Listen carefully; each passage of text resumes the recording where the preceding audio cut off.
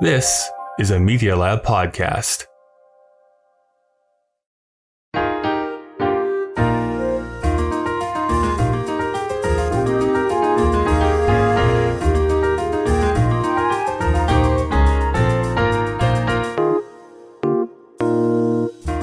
Welcome to Putting It Together, the podcast that goes through the entire body of work of Stephen Sondheim, show by show and song by song. My name is Kyle Marshall, your self-described Sondheim expert. You know, last week we talked all about Pirelli's Miracle Elixir, but we actually didn't get introduced to the man, or, as you'll find out, the character of Pirelli. They come in here in this song, The Contest, which, along with Matt Koplik last week, we kind of discovered is kind of the more important part of the song. This is why in the movie, at least I believe, they kind of rush through the Miracle Elixir song, but really take their time with the contest, because the contest is the important part of the introduction. It's the important part of the show. It's furthering the plot, laying the trap, and there's the payoff to it later on.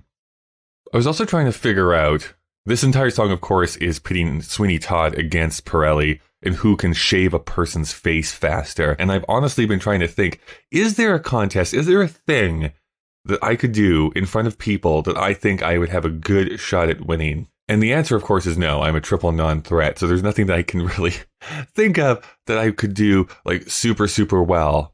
Unless there was somebody asking questions about obscure professional wrestling trivia. But I don't think that is ever going to come up.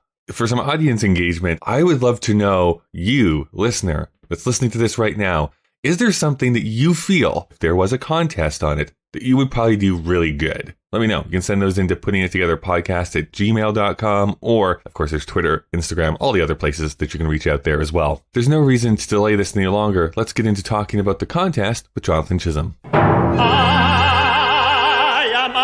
Pirelli, the king of the barbers, the barber of kings, and buongiorno, good day. I blow you a kiss.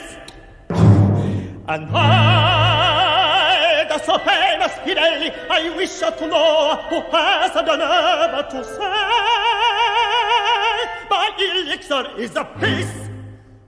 Jonathan, thank you so much for coming back. Thank you so much for having me. Well, I hope that your really bad accent work is up to snuff here, because we get to do a lot of it here today, talking about the introduction of our favorite fake Italian in the show Sweeney Todd. Oh Lord, this Lord, this guy. Maybe that's a good place to jump into this. Of course, we know, because you've been on the show before, your love of Stephen Sondheim. But I want to know your entry point into this show, specifically into Sweeney Todd. Yeah, I knew you were going to ask me this, and I was trying to think about it. I think it was honestly probably the connection to Angela Lansbury as Mrs. Lovett. And I was a 90s kid, so I grew up with Beauty and the Beast and Murder, She Wrote reruns on television. And then when I got a little older, I just was looking up her career, and I think I probably stumbled across this just on accident, and then I kind of started connecting the dots. Oh, that's Stephen Sondheim who wrote Into the Woods, and that's that sort of thing. And then, of course, if you're a kid who only knows Angela Lansbury from Mrs. Potts, then you see this and you're like, that's a lot. Mrs. Potts, what are you doing? Exactly. Yeah. But no, I immediately liked it a lot. Although, to be fair, you could technically probably sing Be Our Guest inside of Sweeney Todd and have it still make sense. Sure. Oh, absolutely. It'd just be a murderous version of that. Yeah. That's gonna be the next revival, the new Act 2 opener. That's right. But yeah, so it's been one of my, ever since I learned about it, and it's been one of my favorite shows of his. I mean, I don't think that's a unique opinion. It's a lot of people find it to be his opus of material in terms of synthesis between the story and the music and everything in between. So, have you had a chance to perform in it at all? I did have in the before times. One of my last auditions in New York was for a company that was doing Sweeney Todd as part of their summer season, and I was being considered for, I believe, for the Beetle and for Pirelli, because those are the high tenor roles.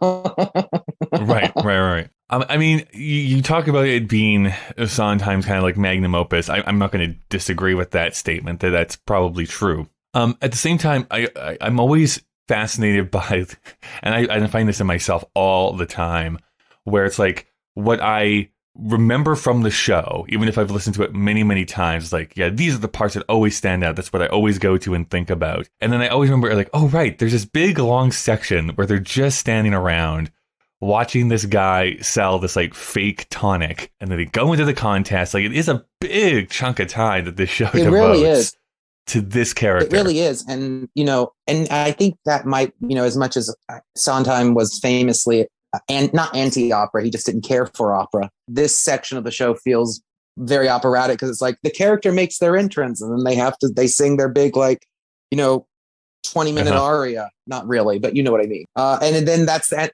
that's the only thing that they do. Then that's, they just sing it again later. Mm-hmm. To be fair, like there is quote unquote like plot reasons this kind of needs to be there. This is how Sweeney Todd first like ensnares the beetle to then go and tell the judge. Like, it does need to be here, but we'll talk in a moment. Like, the contest was so much longer in the original Broadway version than what any other version has done since then. And it's one of those times where like, yeah, you need to cut this back. You do not need this to be 10 minutes long. Oh, absolutely. Well, with any kind of, quote, character song, which is what this is, it's kind of an establishment of a persona of this person. It, often with a big personality, less is more, which is also one of Sondheim's tenets. So they, I think he maybe realized, we maybe drug this out a little too long. Plus, the show was long. So right, yeah, we're gonna cut this. We have to cut the judge's song. We have to cut this thing over here. Like, there's a lot of stuff that was making the first act sag. I always feel bad for productions that do cut the judge's song now, just because otherwise the judge is just kind of around. It's like, there he is. This little specter. There he is. Yeah.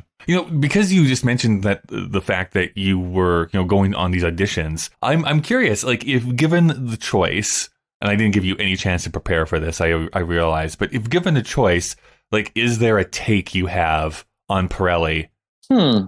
Yeah, I think it's very apparent in the lyrics. They are so over the top Italian. There's so many, to the point that it's, literally written like, instead of the, it's da, and, things like that, like with the accent work and everything like that. I think the heavier you play on this showman of this character that Pirelli is, because Pirelli is not a real person, as we find out it is a persona that the Irishman, whose name I am just blanking on at the moment. I was just looking it up here. Daniel O'Higgins. That's it. And it's putting on to sell his talents, whatever they are. So I think the more you lean into the extravagance of it all, the more it really shows the audience. Honestly, because I think the audience, especially because it's such a stereotype of an Italian, I think the more you lean into it, the more people realize, wait a minute, why this is almost too much. So then when it's revealed later, you're like, oh, he's not really, he's playing a part. He's playing into that stereotype. Yeah. And I think that is what saves it from being like, oh, this is like a really offensive stereotype, to be like, oh, it's a character who's using an offensive stereotype because they're stupid. Like that's a little bit different than just having the stereotype inside of the work itself. I remember even when I was a kid and I first heard it, I was like, this is a lot. And then when it was finally revealed that he was revealed to be an Irishman, I was like, oh, well, that kind of makes sense now. What's also interesting, what I find kind of fascinating, the different art forms between lyric writing and I guess I'll say it. I've been dabbling in some screenwriting here recently, so we'll see if that goes anywhere or not. But what the biggest piece of advice they give screenwriters is like, do not under any circumstances like write it out like quote unquote like phonetically as what a character would say. All you do is say like Italian accent and then just write out in English what you want them to say or whatever it is, like really bad Irish accent or something like that. And then people can interpret that how they want as an actor. But in lyric writing, this is not just a Sondheim thing. You see that in multiple shows, how bad, incorrect English or like not spoken well English and make that a rhyme in and of itself. I find that kind of a fascinating trick to pull off. Sure. Sondheim's mentor, Oscar Hammerstein did it all the time in Oklahoma and South Pacific. Right. King and I, some of those are better uses than others, but it is definitely a common thing, and it does establish some form of a characterization, which I think in a song in particular helps a lot. And more often than not, and you can also I think it's also a thing of it's specified, but if you decide you want to maybe make it less of that for whatever, if you made the choice to be subtle as Pirelli, which I wouldn't advise, but if you did, you could pull back if you wanted to. I mean, it's kind of like Sondheim always says, he always wrote with like, this is what they can do. They don't have to necessarily do that, but this is what I'm giving them to do. So before we jump into the lyrics here, then, if people have been listening along week to week here, of course, like this is like immediately coming out of Pirelli's Magical Elixir. No, Pirelli's Miracle Elixir. I always say it wrong. Yeah, Pirelli's Miracle Elixir, which is like this melody that is reused again in God That's Good later on in the show. And I was trying to think about this. I'm hoping maybe you are smarter than I am. I'm trying to think, does any of the music from the contest get reused again? Because I'm struggling to think if it does or not. I'm like quickly. My quick answer is no, but like I can't say like 1000% I know for sure it doesn't show up again in the show. I would be inclined to agree. The only other time is when he reprises it right before he's killed, but that's the only time. Sure. Yeah, that's and fair. That works in terms of like, the leitmotif thing that Sondheim is doing in the show. Everyone kind of has their melody. So when he's no longer around, we don't hear his melody again. Yeah, I think that's the unique thing about this show. Like he could have come up with like a really great melody here, and then he just doesn't reuse it here throughout the show. Like it is interesting how like Joanna and Anthony and Sweeney and Mrs. Lovett, like all these characters that show up throughout the entire show, like those melodies happen over and over and over again in snatches, or is like just a phrase here. Sure. Constantly. And it is kind of cool. Yeah, the character that gets killed off pretty quickly in Act 1, you don't really hear his music anymore. Right. And exactly, because I mean, it keeps him kind of almost like it's like kind of like I said, it's a less is more thing. It's like just he's here and then he's gone before he gets to be too annoying. Is that possible? Yes. The big thing here too is that I just want to call out, I haven't been doing this because I keep forgetting, so blame me and no one else. The people who have portrayed Pirelli are quite diverse, I find. We have Joaquin Romaguera in the original production, but then in the 2005 version with Michael Cerveris and Patti LuPone, they actually cast a woman in this role. So Donna Lynn Champlin, which I think some people will know from Crazy Ex-Girlfriend, is what I'm going to guess most people are going to know her from. Yeah, most likely.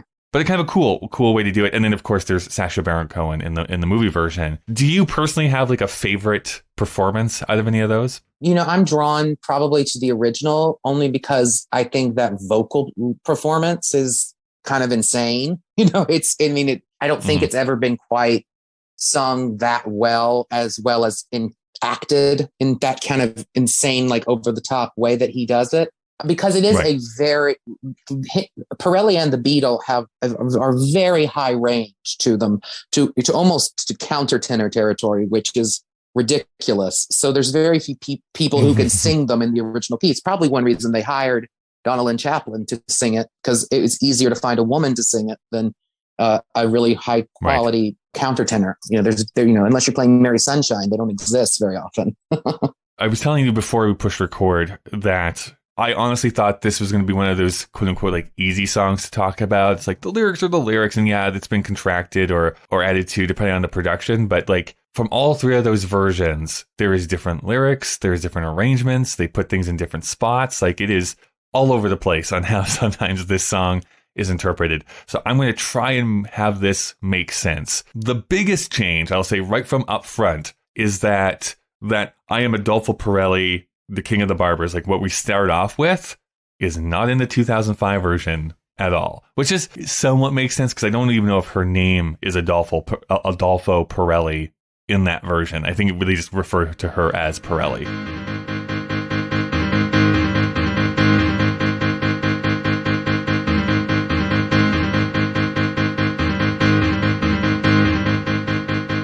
Kyle breaking into the conversation here because I need to thank some of the people and companies that help this show continue to go. If you would like to help support the show for absolutely free, you can give a rating and review on whatever app you listen to podcasts in. It's greatly appreciated. And if you'd like to help monetarily, which will only help to grow and make the show better, you can do so over at our Patreon page. Please do not donate if it impacts you negatively financially. I also need to give a huge thank you to the God That's Good tier from Patreon of Jack, Todd, Carrie, Louise, and Christopher. Putting Together is a proud member of the Alberta Podcast Network, locally grown, community supported. The Alberta Podcast Network promotes and supports Alberta-made podcasts and connects their audiences with Alberta-based businesses and organizations. They also happen to be one of our sponsors here this week, so let's go and listen to one of our other great shows. There's some fetish site for that somewhere, I'm sure. This is not a conversation that I thought I would be having with my mother on the breakfast Let's not dish. talk about fetish. It's too late. It's in. I'm not editing it. I've been operating under the misguided notion that Scooby-Doo is a piece of shit. When I first met Daddy, he was trying to convince one sec. me. I'm going to put a nix on that. Okay. I will stand for Mommy. I will not stand for Daddy. Do you guys ignore your other guests for this long a period? We have now clearly divided the lines of this podcast. Two perverts and me and Karen. Speaking of cocaine, we'd like to thank our supporters. Hi, I'm Griffin. Hi, I'm Griffin's mommy, Karen. Okay, well, I'm the Bubby, and we host The Breakfast Dish on the Alberta Podcast Network. Locally grown, community supported. Karen, what do we friggin' do? What do we friggin' do? We friggin' celebrate and highlight and amplify all the online art that is happening. If it's socially distanced, if it's art you can see online, I want to walk through your gallery virtually. I want to hear your music. I want to watch your play. You can hear about it on The Breakfast Dish. All right, frankly, that was too much cursing. And also, you can find The Breakfast Dish anywhere you get your podcasts. Or you can head to albertapodcastnetwork.com. Watch your language. This has been The Breakfast Dish. We're also brought to you by ATB this week, specifically the Future of Podcast. Hosted by Todd Hirsch, ATB Financial's Vice President and Chief Economist, the Future of Podcast has launched its third season by connecting with industry leaders to uncover what's on the horizon for the things that mean the most to you. The Future of Podcast promises to give you insights to help navigate what is often an uncertain future. Explore how our economy and communities can not only brace for change, but embrace the opportunity it creates. Subscribe to The Future of in the Apple Store, Google Play, Spotify, and everywhere podcasts are found, and connect with us at atb.com/thefutureof.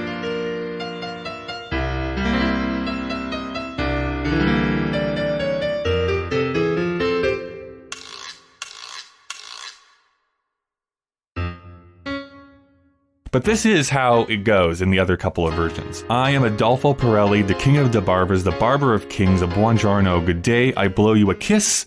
And I, the so famous Pirelli, I wish it to know who has a de nerva to say my elixir is piss.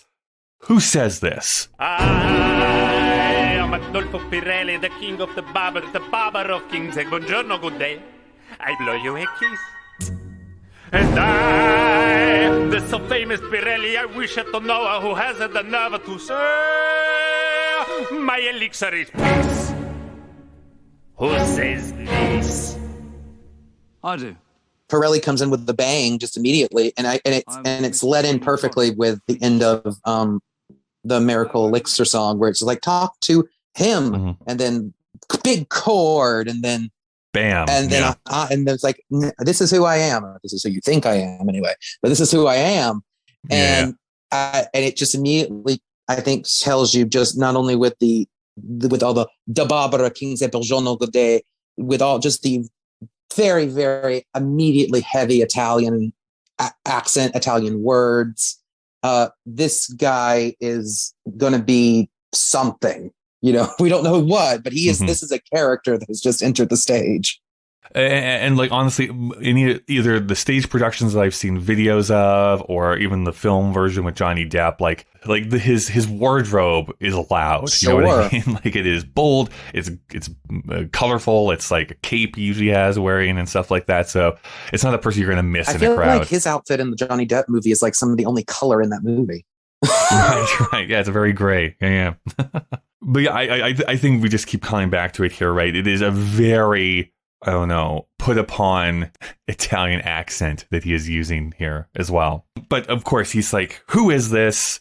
Sweeney Todd steps up and says, like, it was me. I was the person who was calling this out. And through a book scene, you hear them say, okay, we're going to have this contest to see who the real, true barber is, who the best barber is. And of course, Sweeney says, like, well, Beetle Bamford be the judge here. Nice little symbolism because he also wants to go after the judge. But the Beatle's the judge here in this, which I always love the line reading from the original Broadway cast. I don't know why this is the line that always pops into my head throughout certain days, but it's like, always glad to oblige my friends and neighbors. That's what he says. I know, it's so both sickeningly sweet and condescending at the same time. It's like this perfect way to say that. Like, I want to punch you. Exactly. So Pirelli jumps into it and goes, now, signorini, signori, I mix it and lather, but first you gather around signorini, signori, you looking a man who have a de glory to shave a de pope, Mr. Sweeney, whoever, I beg your pardon, will probably say it was only a cardinal nope, it was de pope. Now, signorini, signori, we mix the lather, but first you gather around, signorini, signori, you looking a man who have had the glory to shave the pope, Mr. Sweeney, so smart, oh, I beg your pardon, don't call me a lie, was only a cardinal nope! It was a pop! Ladies and gentlemen, I probably made that sound perfect in the editing, but let me tell you, it took me more than 2 times to get through that. I just think the rhymes, the rhyme scheme that he's going for here is just kind of masterful in terms of, get it, go, the starting with the signor. Now I'm having trouble. The lather, gather. And then back to signori, and then pope, and then ending with the pope thing. It's just so good. Nope. No, the pope. Yeah, exactly. It's really just, it's showing that this character is, while he is clever, even if he is out there, he might not be book smart, but he is very like street smart and clever. Yeah. Now, how much Italian do you know? I think I had to sing Italian a little bit in college, and that's about it. I have listened to the song Be Italian from 9. That is about how Italian I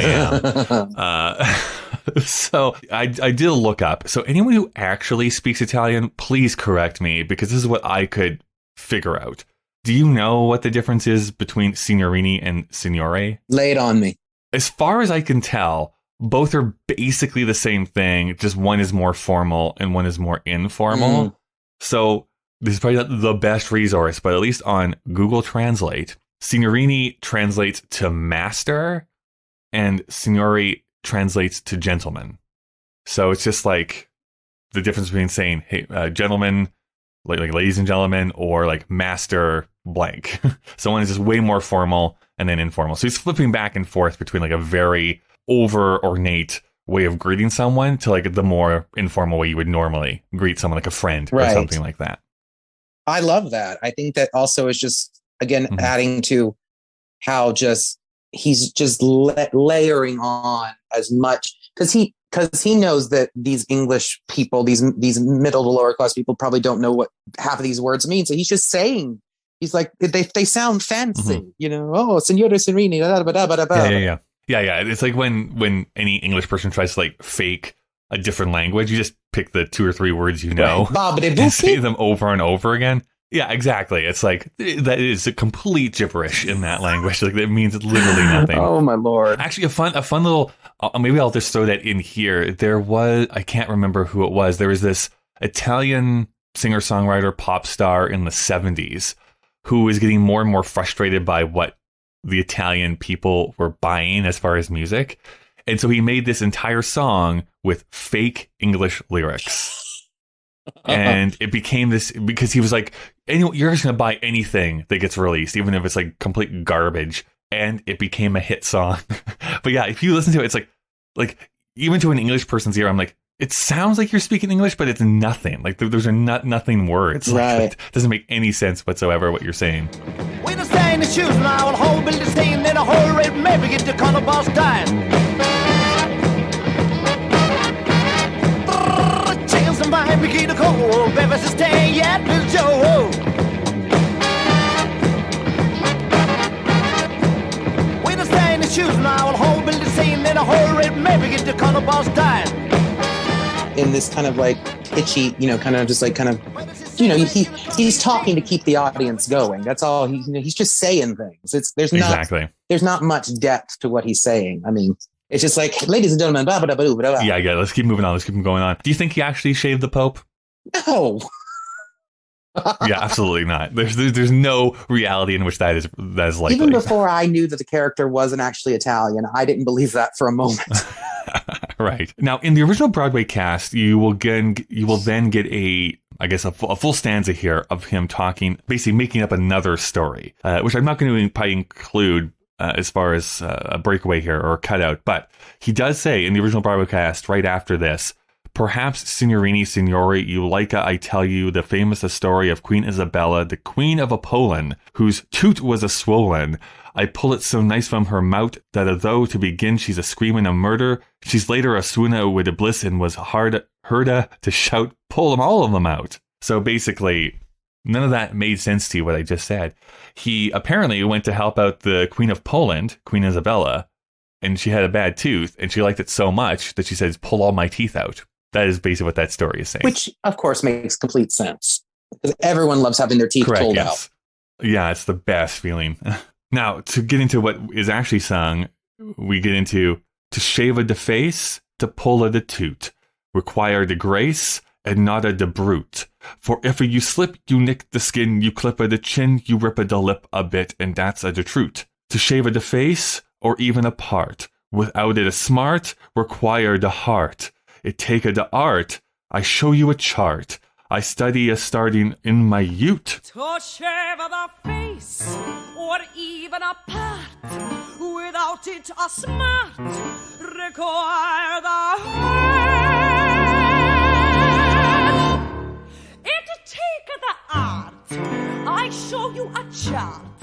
I study a starting in my ute. It just makes me laugh. The first time when I first was researching this to come on the show today, and I was like, and I actually saw that it was actually written out troot and ute. Yeah, troot. It's just, it wasn't just like it's like what we're talking about. It's like that's how, because those words wouldn't, I mean, they would kind of rhyme, in that way that Sondheim hates if you just wrote them out. But by writing them that way, they do specifically rhyme. Yeah. Specifically, at least in the first bit there, right? If we said it in proper English, it would be tooth rhyming with brute. Exactly. But now, because he says toot, he's instead of tooth, it now rhymes with brute later on, which is, how he's doing his rhyme scheme. It's so smart and yet also perfectly in character, because he is, just layering this falseness of Italian and just so much to really play into that stereotype. It's just brilliant. Oh, and now I really want to audition for this again. Yeah. Well, I mean, I think this section here, I got really tongue-tied in the first thing that we read through here. But this section here in particular, I think it's just the rhyme scheme that really impresses me. I mean, the melody's fine too, but it's not what really pulls me through this song, I don't think. But I just get so re-listening to that here even this morning before we recorded. I was like, this took a bit of time to try and figure out how all of these are going to fit together, how the fake Italian, what does that rhyme with, and how does that fit to this shaving contest that they're currently going through. Yeah, and it all fits and it all makes sense here too, the rip of the chin and all this type of stuff. You have to be very careful, and I'm so good at doing this thing. So it's a really cool magic trick. And it gives an actor a lot of different choices to to play with, different things, to be a little bit bigger here, a little smaller there, a little more, the tool, things like that, which Sondheim is just always, I always look at it from an actor's point of view. And he was the master, that's still hard to say, of just writing smartly for an actor to give them lots of ways to try things. Exactly. Yeah. Now, here is where things get a bit difficult, because in the film version of this, they changed the lyrics. I'm assuming, just based on it, Sondheim had a hand in changing these lyrics around a bit. It's not completely different, but to shave a de face, to cut a de hair, requires the grace, requires the flair. For if you slip, you nick the skin, you clip a the chin, you rip a de lip a bit, beyond repair. And then to shave a de face, or even a part, without it a smart, requires the heart, not just a flash, it takes panache, it taketh the passion for the art. Yeah. And I'm gonna plant my flag here. The first change, I'm like, okay, whatever. I don't really care all that much. I could go either way. It's the last one that I think is actually pretty cool, which is it's not just the flash. Requires the heart, not just the flash. It takes panache and it takes the passion for the art, right? So he's driving flash, panache, pash, and then shin kind of goes down to the next line for the end of the lyric to end. So it's like some cool little rhyming and internal rhymes that he's playing around with. I'm sure he like had a nice glass of whiskey after that. He was like, yes, that was so good. So he continues on, and this is where most of the versions will end. He says, to cut it the hair, to trim it the beard, to make it the bristle, clean like a whistle. This is from early infancy, the talent give to me by God. It taketh the skill, it taketh the brains, it taketh the will, to taketh the pains, it taketh the pace, it taketh the grace. And then finally the Beatle says, the winner is Todd. To shave the face, to trim the beard, to make the bristle, clean like a whistle. This is from early infancy, the talent give to me by God. He take the skill, he take the brains, he take the will, to take the pains. He take the pace, he take the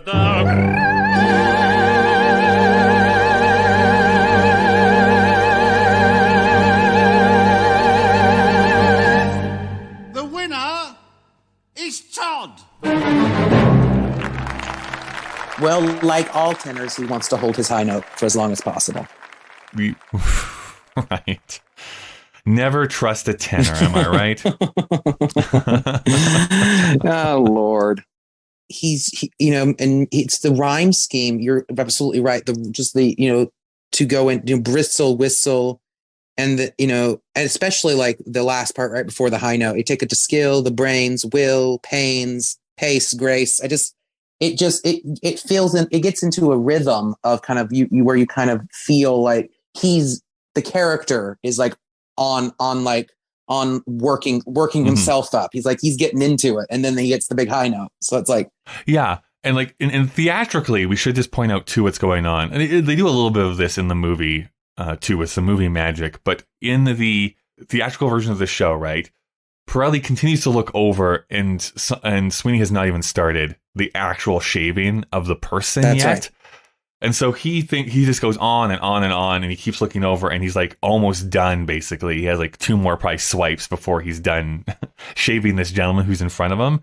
And so he goes on this last run, takes the skill, the brains, blah blah blah, and then he looks over, and Todd is all finished. Right, he's actually shaved the person all at once, and then the Beatle gets to say, "The winner is Todd," and he gets frustrated. And I think in production, depending on the production, sometimes Todd won't even do it until Pirelli's hitting the high note, hitting the whatever it is, the B flat or whatever it is.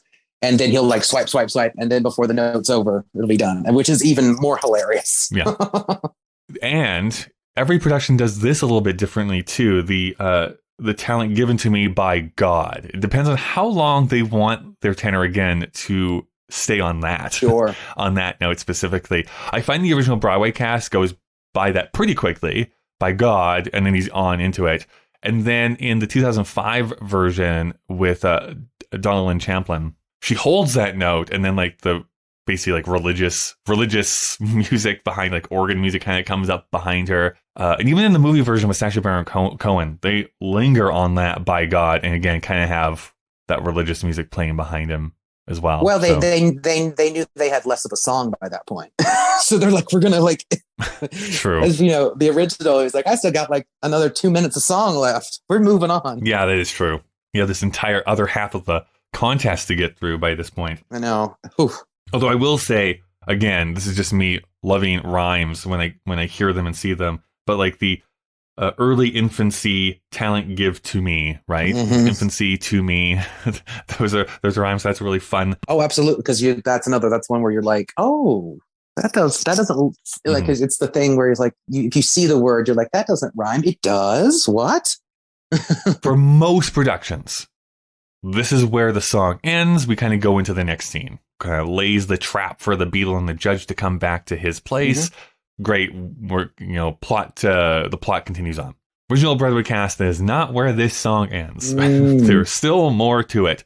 Now, before we get into that portion, have you ever had the chance to watch the documentary on the London version of Sweeney Todd, the first London version of Sweeney Todd? I have watched it. It's been a little bit, but I have watched it. Do you remember what happens when the Pirelli in that version learns that they are cutting this half of the song? He was not too happy. Oh, he's pissed off. Like, he gets super mad. And in fact, says he's going to quit. Like, he gets to that level. Yeah. Lord, I can't imagine, it's such an interesting, because I feel like they cut this portion like during the original Broadway run. It wasn't something that stayed the whole run. Yeah, I don't know exactly when it got cut. I believe you're right, though. I think even in the original Broadway run, they cut this out at some point. Whether it was in previews or just later on in the run, they were just like, it's running too long. And it is a really interesting. This is why I love these types of documentaries. If you are a fan of Broadway, you always like to see like the behind the scenes, how things get created. But you see this gentleman, I really should have looked up his name. I apologize. But like this gentleman talking with Hal Prince. And Hal Prince is like, yeah, like it really slows the show down. We don't really need it. If you'd seen it in the Broadway version, and the guy goes like, I did see the Broadway version. It was the best part of the show. I'm like, okay, buddy, like maybe tone it down just a little bit. Well, as an actor, we are nothing if not subtle, and we try to be collaborative, but we can also be very selfish individuals sometimes, and sometimes we don't even realize it. But so an interesting little look into the production history of Sweeney Todd, for sure. Oh, absolutely. I will say, maybe they knew the cameras were there, so I'll maybe take this with a pinch of salt. But I always enjoy it when I see someone who is like revered or like the top of their game. And how Prince is like, doesn't yell, doesn't get super angry. He's like, listen, like this is the part. That's what the part's going to be. If you want to quit, that's fine. That's up to you. But like, maybe think about it for 24 hours before you quit. And then he doesn't eventually. But it's like, like that could have gone way south if he had started like flipping tables or something like that. Meanwhile, Sondheim's just left the room.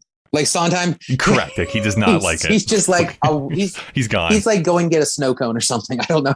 So this second half, what it is that it is now a tooth pulling contest. And maybe if people are not aware, barbers, at least back in Victorian times and before, was actually something that barbers would do. You went to them not just for like haircuts and shaves and stuff like that, but for tooth pulling and for like some other general like medical things. You would go to them.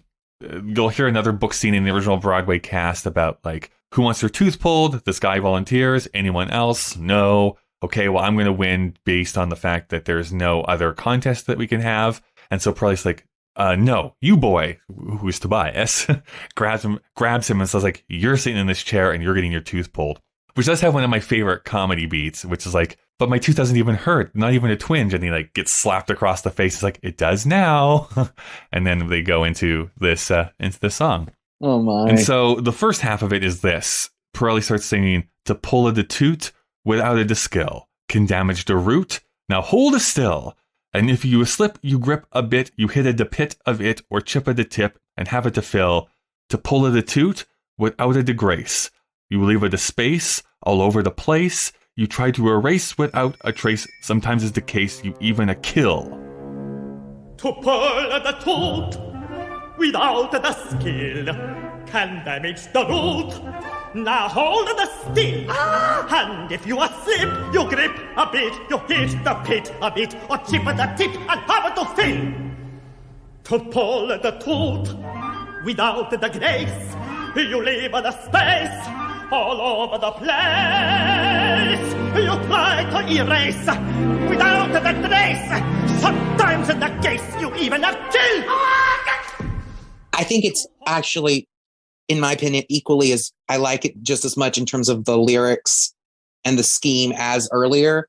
But I like how it's getting slightly more violent and clearly agitated as the piece goes along, because Pirelli, is getting more agitated and more angry and more like, what is the whole time, which is, it's appropriate.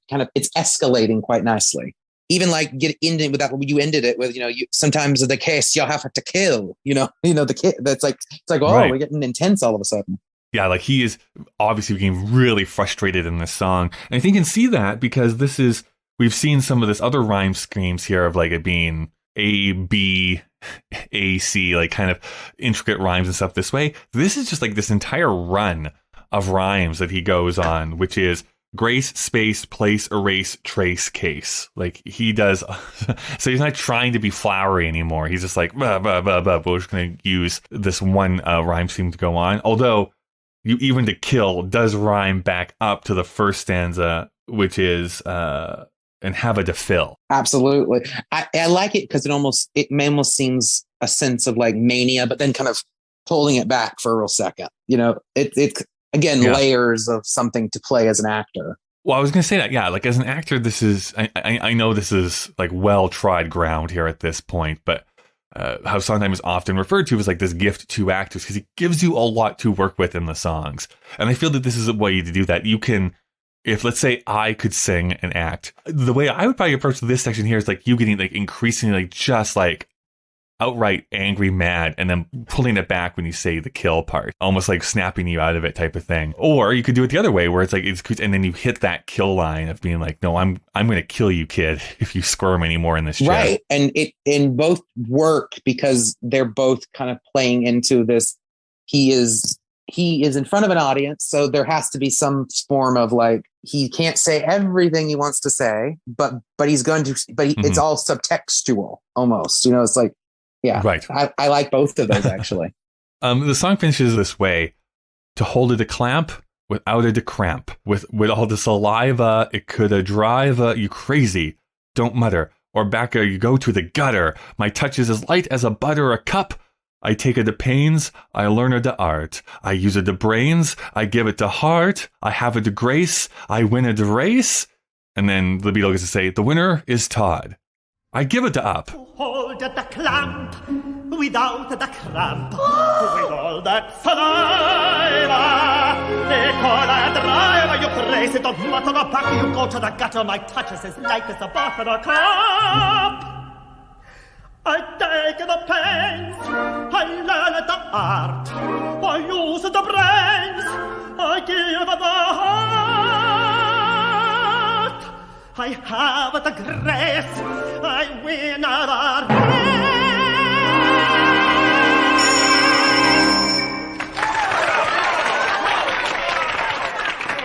I give it up. I like the little interaction with that he has with Toby in there, where it's don't you don't move, don't mutter, or you'll go back to the gut, to the gutter.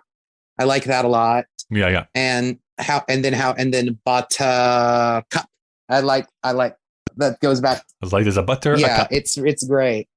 And then this is just a very specific thing to the original Broadway cast, but I love the reading of I give it up. It's just so like I was like, yeah, if you've lost twice the person who literally did like what you did in like 2 seconds, you're like, yeah, I gave it up. It just feels very right. Fine, you are the master barber. I also like too, it's in a slightly different order, but he's still saying the same last word in this one as versus the first half, which is like pains, art, brains, heart, grace. The first one, when they're talking about the shaving contest, like you have to have the art and the brains and the heart and the grace to succeed, saying the same thing, and then he loses again. Right. And that's when he says, I give it up, which rhymes back up to buttercup. So like there's this nice little symmetry that's going on here. Absolutely. And again, it's, I think that ties into, he goes back to those things because I think he again is getting to the point where he thinks he's going to win again. So he's getting a little more back to his like comfort zone. And then, and of course I wanted to race. He hits another B flat, C. I don't remember what it is. I don't have the score in front of me. Right. As a show offy type thing. And then of course that's when he loses. That's right. I also like too, like he's pulling this tooth from Toby, and Toby is like screaming. I know. At least in the recorded version, you'll see that him like, I'm going to do a race, and he's like just tugging on this guy's face, trying to rip this tooth out. Poor Toby. I just feel so bad for him. Child or adult, you feel bad for Toby. Exactly. So when it comes to the contest here, then, well, I don't want to speak for you, I suppose. I was going to say, this is probably like nobody's like favorite song from Sweeney Todd, but would you have this be top 5, middle 5, bottom 5? Like, where would you rate this as far as the entire score goes? I think it's one of the better pieces in the show. Definitely, at least there's like 30 some odd songs in the show, easily in the top 10, in the top 10 for sure. Because it's a character piece, which is something Sondheim does really well. It's very entertaining to watch. As a performer, it's very challenging to perform, not only lyrically in terms of just getting all the words out, but also vocally. Like, even if you are a tenor, it's not an easy thing to sing. Right. To really use it.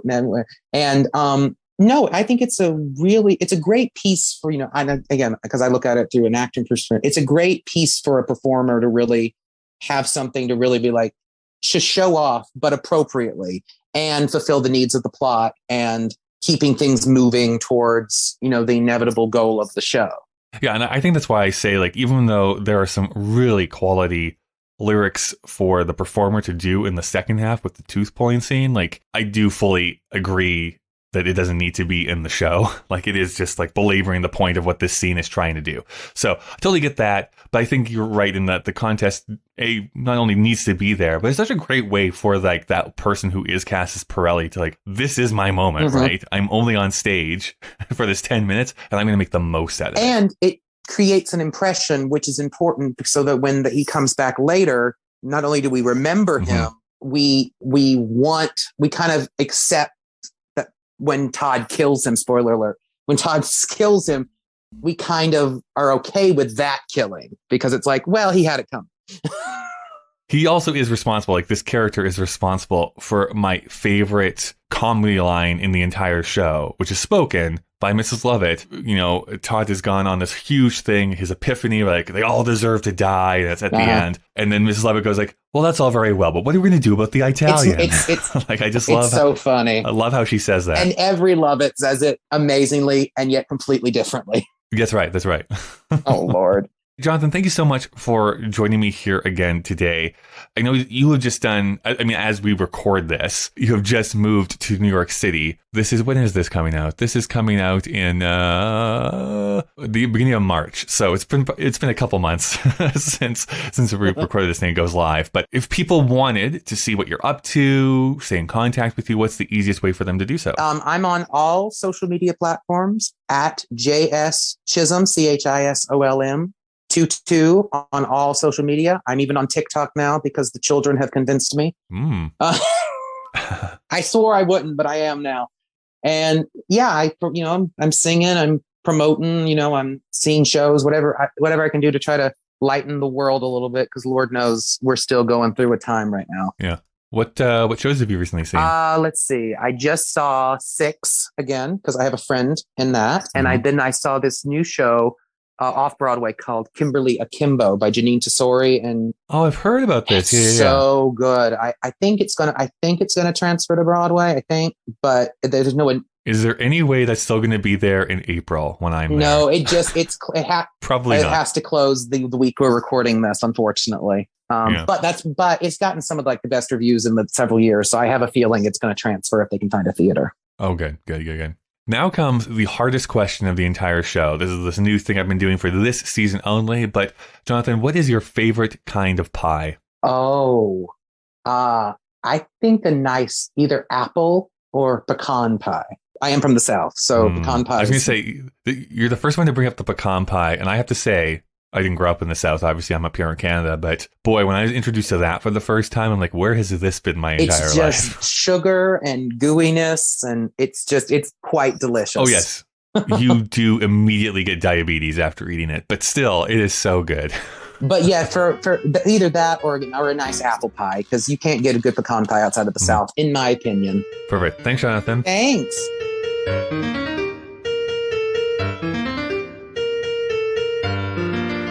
Thank you so much for listening. You can send emails to puttingittogetherpodcast@gmail.com. You can also follow Sondheim Podcast on Twitter and Instagram, and you can support this show on Patreon by going to patreon.com/puttingittogetherpodcast.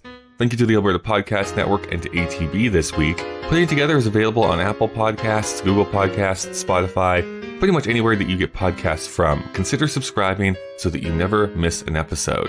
Next week, we're going to be talking about weight. This podcast could use some gilly flowers. As always, a big thank you to the great Chris Hanaguchi, who designed the podcast artwork, and to Nick Driscoll for composing our theme music. Well, we've reached the end of our episode. Yes, I know. Goodbye for now.